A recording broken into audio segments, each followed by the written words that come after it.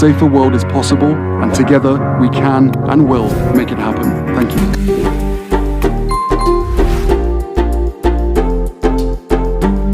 When you show up in community, you find that group that makes you feel like home, but oftentimes you also find yourself again.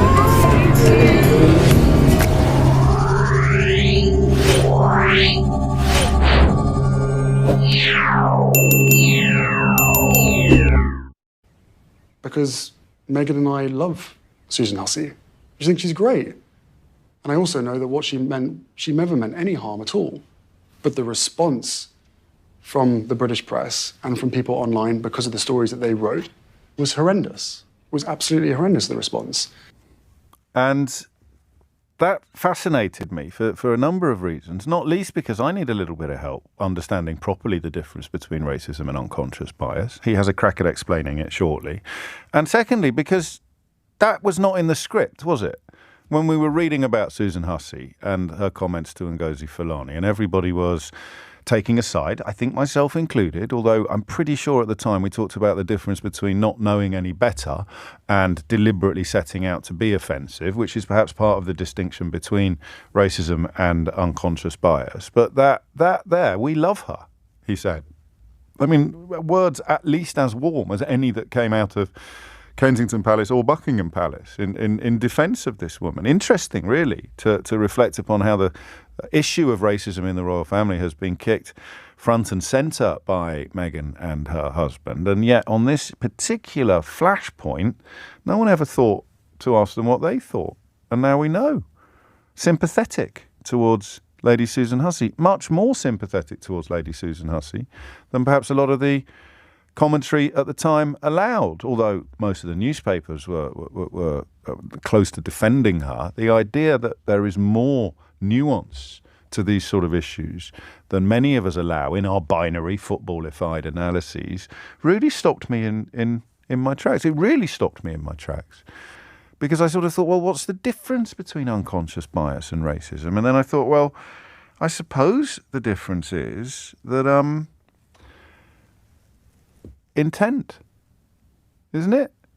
If you say something that upsets somebody else on grounds of their ethnicity, and then it is explained to you why that was upsetting, you have a choice, don't you? You either say, oh God, that's so woke, or oh, it's political correctness gone mad, or whatever the modern version of that sort of bigotry defence might be, or you go, oh gosh, yeah, sorry, I won't do that again. I'm sorry. And that fascinated me because oddly, given that the battle lines have been drawn up and that we're all supposed to be Team Harry or Team Charles or Team William or Team Camilla or whatever it might be, oddly, that was evidence of rapprochement or nuance or an attempt to come to a slightly better understanding of things. I thought that was incredible. I really did. That simple notion of him being the one to say, actually, this isn't a binary issue. We didn't accuse them of racism. The newspapers said that we'd accused them of racism. We shared a story that we believe displays unconscious bias. In its simplest terms, it's not a question you'd ask a white person, I mean, for the most obvious of reasons. And therefore, when you ask it as a white person, perhaps you're not being suitably conscious of how that particular question reaches the ears of a person of colour. And that's a bias.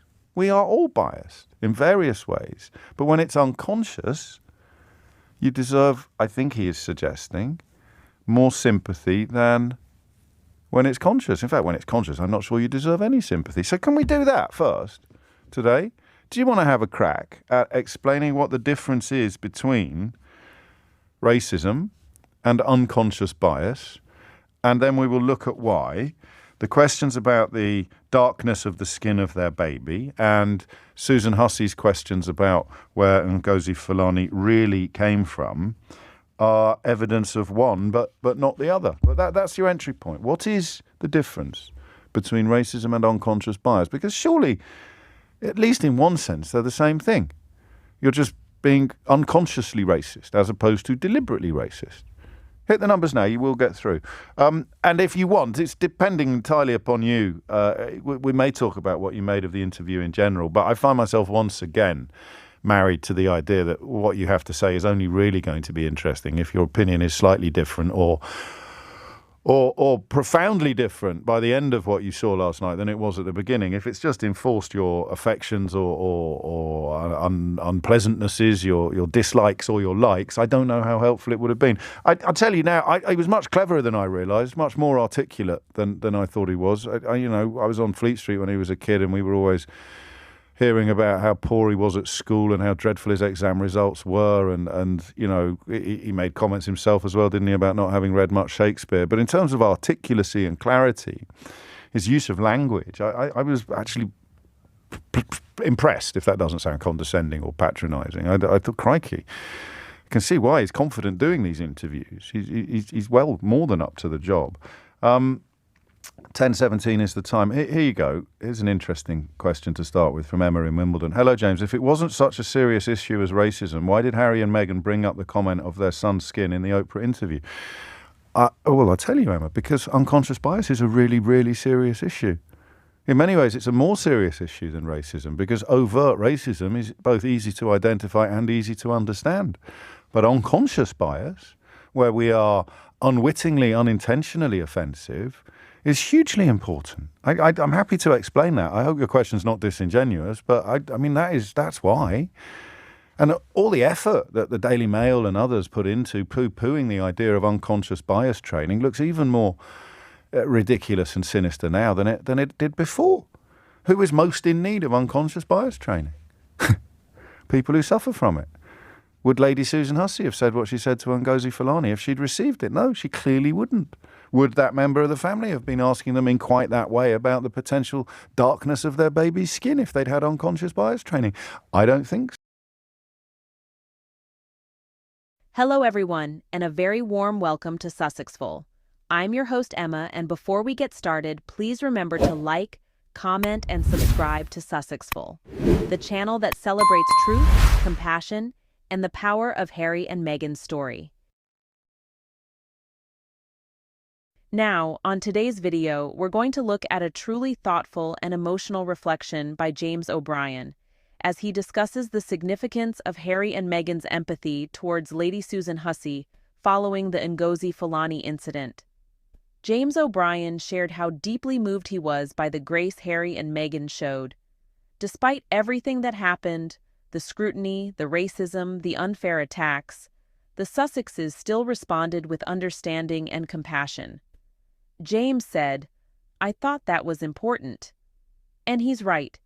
It speaks volumes about the kind of people Harry and Meghan are. They continue to rise above the noise, to act with empathy, and to show the world what true leadership looks like, not through titles, but through humanity.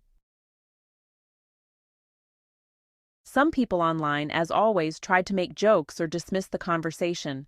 "Oh, James talking about Harry again," they said. But the truth is, when someone uses their platform to highlight empathy, reflection, and growth, that deserves to be heard. James also shared how Harry's openness about therapy and healing touched him personally. He said he became emotional hearing Harry speak about mental health and childhood trauma, because it resonated deeply, and that's something so many people can relate to. It's easy for critics to mock or twist Harry's words, but those who listen with open hearts can see the courage behind his honesty. James O'Brien recognized that, and so do millions of supporters across the world. What's so powerful here is how Harry and Meghan's empathy continues to ripple outward. Even when people mistreat them, they choose compassion. Even when tabloids try to tear them down, they choose dignity. That's strength. That's class. That's Sussex. And, that's exactly what James O'Brien was getting at. He wasn't just talking about one incident. He was highlighting a pattern. Harry and Meghan's consistent kindness in the face of relentless cruelty. That's rare. That's beautiful. And that's something the world needs more of. It's truly heartwarming to see people like James O'Brien speak up, reflect, and admit when something moves them emotionally. That kind of honesty builds bridges. It shows that understanding and healing are possible when we listen and learn. So to James, thank you for recognizing the depth of Harry and Meghan's humanity. To the Sussexes, thank you for continuing to lead with grace, love, and truth, even when it's not easy. You inspire millions every single day. And to all of you watching, thank you for being part of this community, for believing in compassion, equality, and truth. Together, we amplify their message. Together, we celebrate the love and courage of the Duke and Duchess of Sussex. Don't forget to like, comment, and subscribe to Sussexful for more powerful stories, emotional reflections, and inspiring updates about Harry and Meghan, the couple who continue to redefine what royalty truly means. Because here on Sussexful, we don't follow the tabloids, we follow the truth. In a striking display of empathy, Prince Harry and Meghan Markle have demonstrated remarkable restraint and understanding towards Lady Hussey following the racially charged incident that exposed deeper tensions within the royal household. Despite the initial painful confrontation with Ngozi Fulani at Buckingham Palace, where Lady Hussey repeatedly questioned her heritage and origins, the couple chose a path of compassion over condemnation. Their sympathetic response reveals a nuanced approach to addressing systemic racism, prioritizing understanding and potential transformation over punitive measures. By expressing sympathy towards Lady Hussey, Harry and Meghan signal a desire to promote healing and dialogue, rather than perpetuate division, showcasing a mature and forward-thinking perspective that challenges traditional royal responses to internal conflicts. In a remarkable display of emotional intelligence, Prince Harry and Meghan Markle's response to the Ngozi Fulani incident reveals a depth of understanding that, honestly, goes way beyond just the immediate hurt. By expressing sympathy towards Lady Hussey, even after that deeply uncomfortable racial interaction, they show a truly profound commitment to healing instead of holding on to resentment. Their ability to see the situation with nuance, recognizing the potential for misunderstanding and, personal growth, really speaks volumes about how they approach complex social dynamics, especially when it comes to issues of race and privilege. This measured response not only helps diffuse any potential further conflict, but it also offers a powerful model of reconciliation, suggesting that empathy can sometimes be a much more transformative tool than condemnation. Unraveling Perspectives, James O'Brien's critical commentary on the royal race incident really brings a fresh lens to the conversation. His introspective analysis of Harry and Meghan's response to the Lady Hussey controversy, it reveals a nuanced perspective that goes way beyond just surface-level commentary. O'Brien's reflection truly underscores the profound significance of empathy in such a charged racial encounter, highlighting the couple's remarkable capacity to respond with sympathy rather than retribution. His critique digs deeper than the immediate incident, suggesting that their measured reaction actually represents a more sophisticated approach to addressing those systemic racial microaggressions. By emphasizing the importance of understanding and compassion, O'Brien challenges all of us to move beyond those knee-jerk emotional responses and really consider the complex psychological dynamics at play in these sensitive interactions. The Duke's candid conversation was, honestly, a moment of raw vulnerability. Harry's interview performance was nothing short of a masterclass in emotional intelligence and communication, revealing a depth of character that truly transcended mere sound bites. With remarkable confidence, he articulated complex personal experiences with a clarity that kind of belied the emotional weight behind his words, speaking not just as a royal, but as a deeply self-aware individual navigating some pretty profound personal trauma. His empathy was especially clear when discussing those sensitive topics, showing an extraordinary capacity to analyze painful memories, while at the same time offering genuine compassion for all parties involved, even those who might have previously caused him harm. The nuanced insights he shared, they went well beyond a simple narrative, instead offering a multifaceted understanding of interpersonal dynamics, institutional behaviors, and the profound psychological impacts of public scrutiny. The compassionate interrogation, that's really the best way to describe Tom's forensic approach to understanding. His questioning style exemplified a remarkable balance between professional rigor and deep human empathy, meticulously dissecting the narrative while always maintaining an intrinsic respect for the emotional landscape. Tom's forensic method wasn't about some cold, detached investigation, but rather a nuanced technique of peeling back layers with surgical precision, allowing the subject's truth to emerge naturally. Each query was so carefully calibrated, sharp enough to probe beneath those surface responses, yet gentle enough to create a space of psychological safety. It really demonstrates that true professional inquiry is as much about emotional intelligence as it is about systematic analysis. Healing through empathy, that's at the heart of navigating personal trauma and understanding. James O'Brien's profound therapy comments really struck a deeply resonant chord, eliciting an unexpected emotional cascade that felt both vulnerable and, honestly, cathartic. His words, so nuanced with compassion and psychological insight, seemed to reach beyond the surface narrative, revealing the intricate emotional landscape of personal healing and understanding.